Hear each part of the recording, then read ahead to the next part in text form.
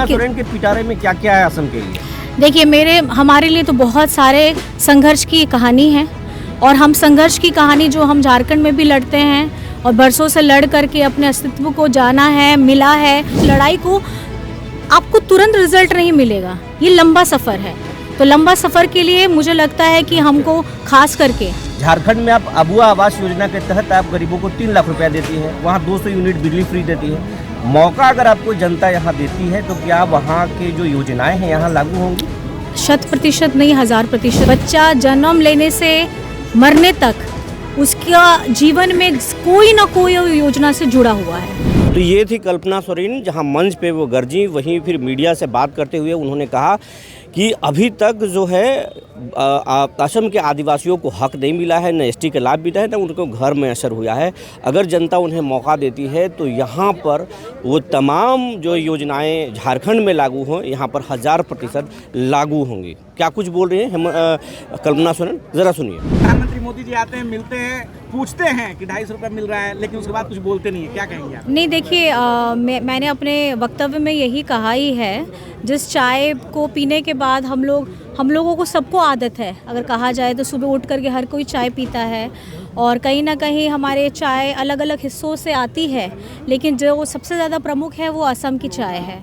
और बात यह है कि हम उन लोगों की बातों को उठाने का काम करते हैं जिसके लिए जिसने पूरा अपना ज़िंदगी लगा दी, अपनी पीढ़ियाँ उसकी लगा दी।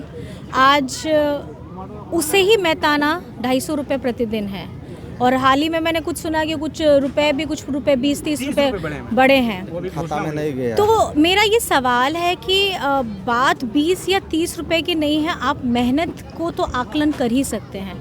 जिस चाय बागान के वजह से जिसकी खुशबू सिर्फ देश नहीं पूरे विदेश में फैली हुई है, और हम बड़े गर्व से कहते हैं कि हम उस भारत देश से आते हैं जहाँ की चाय पूरे विश्व में मशहूर है।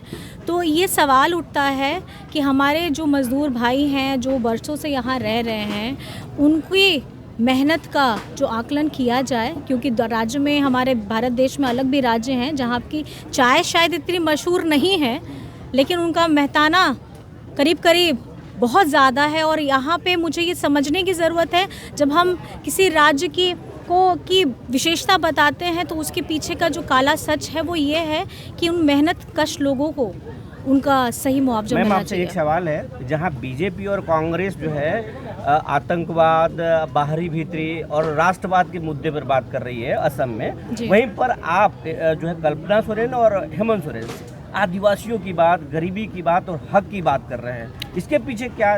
देखिए, कहा जाए ना कि आदिवासी समाज, दलित, गरीब गुरुबा, मजदूर, किसान, हमारे अल्पसंख्यक लोग, ये लोग कौन हैं जिनके द्वारा काम लिया जाता है, लेकिन उन्हें उनकी उचित सम्मान, उनका पहचान, उनका अधिकार नहीं दिया जाता। और ये ऐसे लोग हैं जो एक राज्य का आधार है। आज चाय बागान का अगर आप अर्थव्यवस्था की बात करेंगे तो इसका आधार कौन है? यहाँ के मज़दूर लोग, चाय बागान में काम कर रहे लोग, और जिनके आज आप देखते हैं जब बड़ी बड़ी बिल्डिंगें बनती हैं, मजबूत बिल्डिंगें बनती हैं, वो बनती किसके द्वारा है? मज़दूरों के द्वारा। तो जब हम उन चमकते हुए शीशों की आप बात करते हैं, लेकिन उनका जो अंदर में भीतर का सीमेंट, छड़, गड्ढा खोदना, वो काम किसने किया? एक मज़दूर ने किया।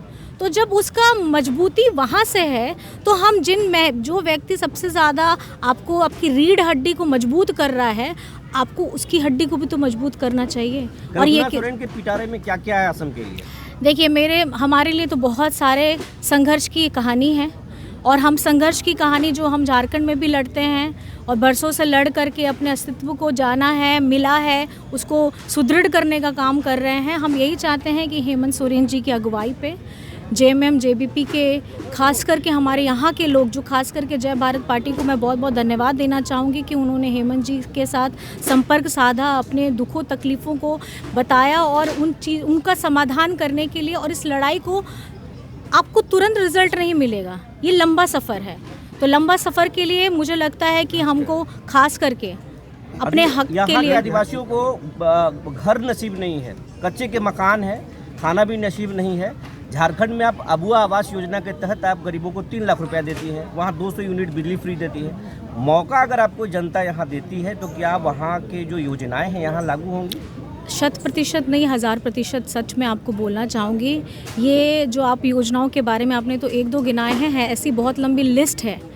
और ये हमारे आदरणीय हेमंत सोरेन जी की ही सोच रही है कि ये बच्चा जन्म लेने से मरने तक उसका जीवन में कोई ना कोई योजना से जुड़ा हुआ है, और चाहे उसका खाना हो, पीना हो, पढ़ाई हो, लिखाई हो, पेंशन हो, कुछ भी हो।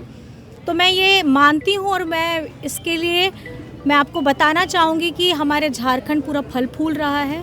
हेमंत जी का जो गोल है, जो विज़न है असम के लिए, आप उससे कहीं गुना, क्योंकि मैं पहली बार हम लोग यहाँ आए हैं, एक राजनीतिक प्रतिस्पर्धा में हम लोग उतरे हैं।